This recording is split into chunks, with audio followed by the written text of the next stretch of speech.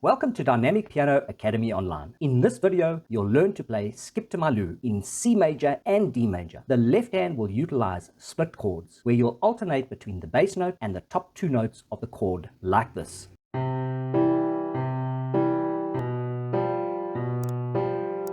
Remember also that the bass note isn't always the root or the name of the chord. Check out this video for more details on that. If you prefer to play from sheet music, the Skip to My Lou sheet music pack is available in my store at dynamicsheetmusic.etsy.com.